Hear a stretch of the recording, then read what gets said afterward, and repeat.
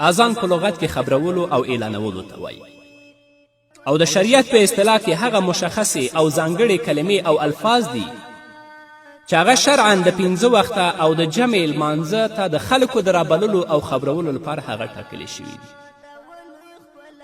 هغه ځانګړې کلمې دي.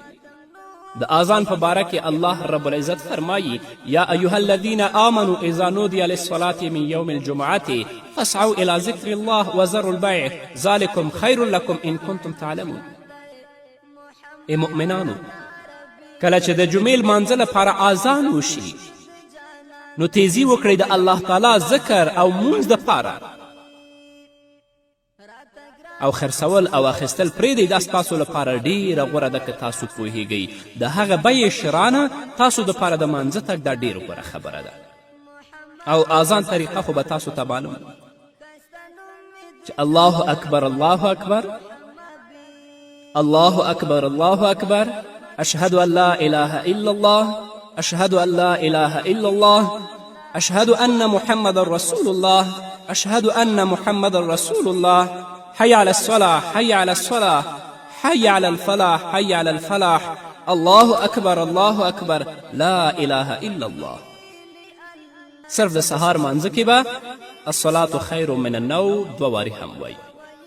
او د اذان سنت طریقه دا ده چې مؤذن د شهادت ګوتې دې په غوږونو کې کیدي او په یو لوړ ځای کې دې ودرېږي او د اذان چې کومه طریقه موږ تاسو ته ذکر کړه دا دې ډېر په لوړ اواز سره ولولي. دا د اذان طریقه ده.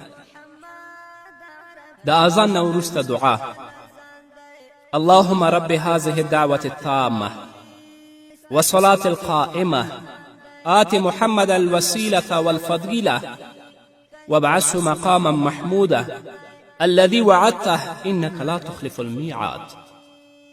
ای خدایا چې ته پالونکی رښتیا هم دا بلنه پوره او کافي ده، د بدلون او تغییر له ټولو نواقصو پاکه ده او رښتیا هم لمونځ هغه عبادت دی چې تر قیامته د نسخې او تغییر وړ نه دی. سوال کوم چې محمد رسول الله صلی الله علیه وسلم ته هغه ځای ورکړي چې په جنت کې د خپلو خاصو بندګانو لپاره تیار کړی دی او هغه بهتري او نیکي ور په برخه کړي چې خپلو خاصو بندګانو ته یې ورکوي او هغه ستایل شوی ځای ته یې واستوه چې تا یې وعده کړې ده رښتیا چې ته له خپلې وعدې نه په شا کیږي.